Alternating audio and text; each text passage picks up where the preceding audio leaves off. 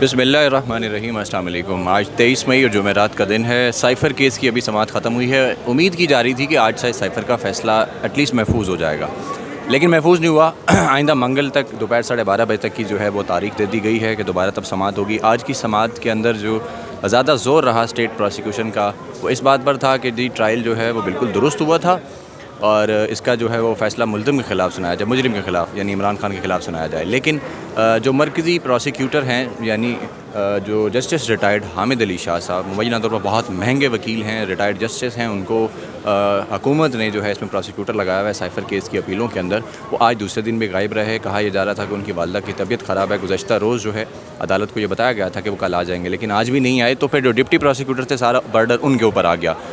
अच्छा, वो डिफेंड तो नहीं कर पा रहे थे, बहुत सारी उन्होंने हवाले दिए, मिसालें दी, निकाल के रूल्स बताए और जजेस ने बड़े सख्त सवालात भी उनसे किए कि कहाँ ये लिखा है कि ऐसा मुमकिन है कि अदालती औकात कार जो होते हैं यानी सुबह 9 से लेकर दोपहर 3:30 तक, उसके बाद जो है वो समाअत हो सकती है या इसके अलावा छुट्टियों में समाअत हो सकती है। यानी इस हवाले से भी काफ़ी सारे उनसे सवालात होते रहे।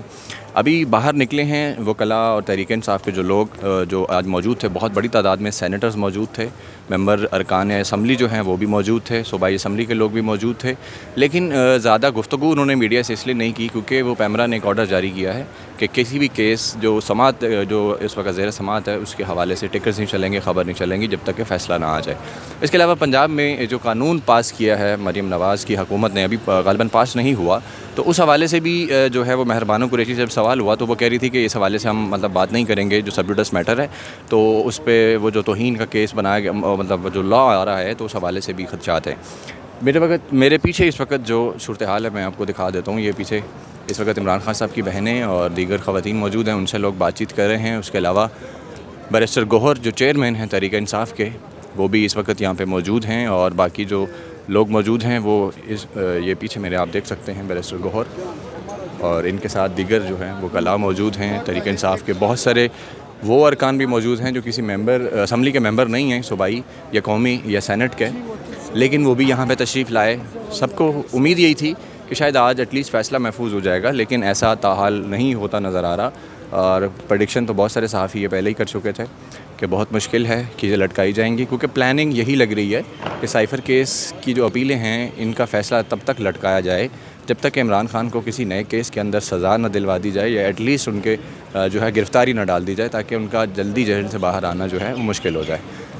लेकिन इसके साथ साथ एक ख़बर कह लें, एक रूमर कह लें या एक व्यू है, वो इस वक्त ये भी है इस्लामाबाद के अंदर कि तहरीक-ए-इंसाफ की ताकतवर हल्के यानी इस्टेब्लिशमेंट जो है उनके साथ भी मुलाकातें जारी हैं। और वैसे गुज़श्ता हफ़्ता जो है, ये जो हफ़्ता बनता है जुमे से लेकर आज जुमेरात तक का, इसमें बहुत अहम वाक़यात हुए हैं। जैसे कि इतवार वाले दिन डॉन न्यूज़ ने बड़ी अहम रिपोर्ट छापी, पतन ने रिपोर्ट जारी की थी कि इस्लामाबाद के 3 हल्के जो हैं उनके ऊपर किस तरीके से सिस्टमेटिक धांधली की गई है, कैसे फॉर्म 45 तब्दील किए गए।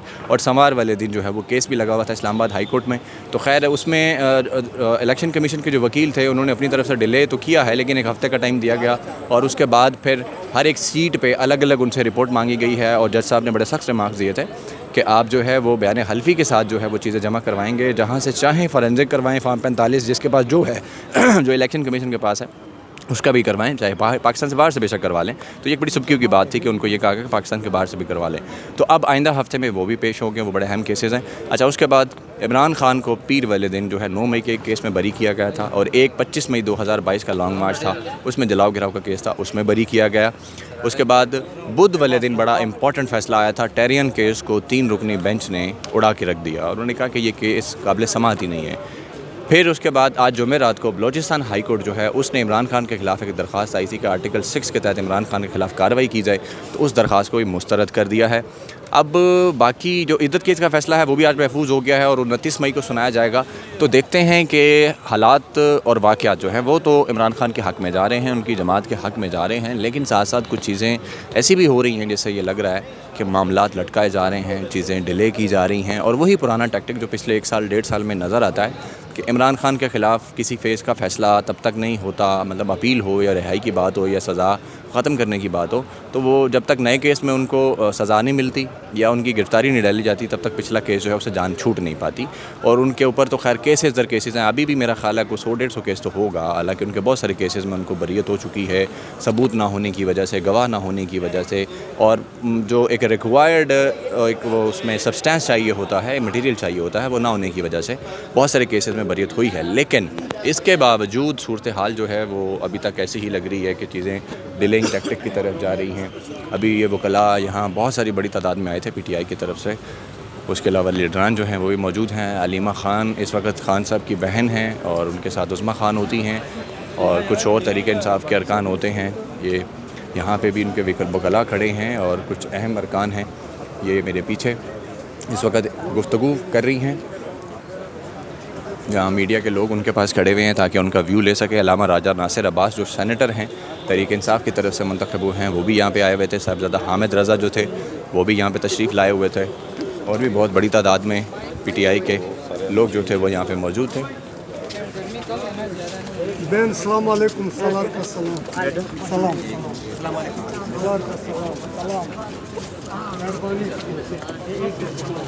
ये आज तक की ये सूरत हाल है। आप देखते हैं कि अगला बड़ा अहम हफ़्ता जो है वो शुरू होने जा रहा है, तो उसमें क्या होता है। इमरान खान की 3 बहनें यहाँ पे मौजूद हैं, एक उस्मा ख़ान है, एक अलीमा ख़ान है और तीसरी का मुझे नाम मालूम नहीं है क्योंकि वो इतनी ज़्यादा लाइमलाइट में नहीं होती हैं। कवरेज कर रहे हैं यही जो जहाँ पे सूरत हाल है, जो अदालत में हुआ है और फिर पैमरा का ऑर्डर है कि जनाब TV पे खबर नहीं चलेगी, वो चली भी कोई नहीं है। और फिर माशाल्लाह से फिर ज़ाहिर है हमारी ज़िम्मेदारी बनती है कि हम हल्का फुल्का जो भी समाज में हुआ है वो भी बता सकें। और यहाँ जो एक्टिविटी हो रही है, खान साहब की बहन या कोई और भी, अभी मेहरबानों से सवाल किया तो उसने तो कह दिया कि जी पैमरा ने पाबंदी लगाई हुई है तो मैं इसलिए गुफ्तगू नहीं कर सकती। हालांकि उनको बताया गया कि सोशल मीडिया के लिए पैमरा का कोई रोल नहीं है, वो रेगुलेट नहीं करता। लेकिन खैर उनकी एक अपनी वो कह सकते हैं आप रिजर्वेशंस होंगी या कोई हिफ्ज़ माता का वो एहतजाजन ये अल्फाज मेरा ख्याल है शायद रिकॉर्ड करवा रही थी कि ताकि पता चले ऑडियंस को कि हमारे। अच्छा, अभी कोर्ट के अंदर ना सिद्दीक जान ने रिक्वेस्ट की थी PTI के लोगों से कि आप लोग बड़ी तादाद में यहाँ मौजूद हैं, तो हम इस्लामाबाद हाई कोर्ट एसोसिएशन और सुप्रीम कोर्ट एसोसिएशन जो है वो एहतजाज करेगी पैमरा के इसी ऑर्डर के खिलाफ। ठीक है, तो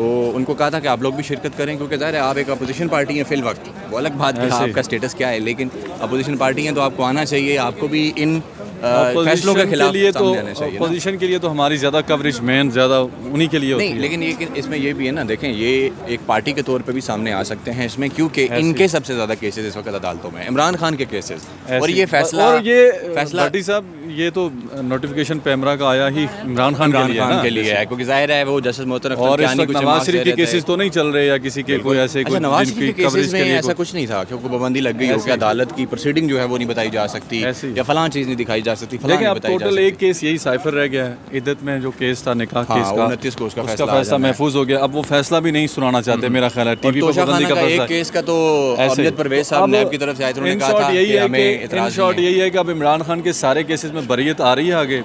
उससे पहले पैमरा चाह रहा, पैमरा नहीं चाह रहा, भाई लोग चाह रहे हैं, पैमरा से काम ले रहे हैं सही कि इन जो ये जो केसेस हैं इनके फैसले भी TV पे नहीं दिखाना है और खान की दोबारा चूंकि हमने आगे गिरफ्तारी डालनी है, कौन से केस में डालनी है वो भी रिपोर्टिंग नहीं होनी चाहिए। तो इन शॉर्ट गिरफ्तारी भी नहीं डालनी और TV पे दिखानी, फैसले भी जो जमानतें हो रही हैं या रिहाई हो रही है वो भी नहीं दिखाना है, कुछ भी नहीं दिखाना है। इमरान खान नहीं है इस दुनिया में, इमरान खान नामी बंदा ही नहीं है। तो बानी चेयरमैन जी ऐसे ही है, इस तरह वो जो ख्वाजा सिराओं के गुरु हैं वो ऐसा नहीं चाह रहे। सही, ठीक है। अच्छा, ये सूरत हाल थी अब तक की। अब अगला हफ्ता शुरू होगा या कल जुमा है, देखते हैं कल कोई अगर चीज़ हुई तो वो भी आपके सामने रखेंगे और आइंदा हफ्ता इंशाल्लाह जो भी इंपॉर्टेंट चीज़ें आएंगी, जो फैसले आएंगे, जो चीज़ें होंगी वो भी आपके सामने रखेंगे। अब तक के लिए इतना ही, अल्लाह हाफ़िज़।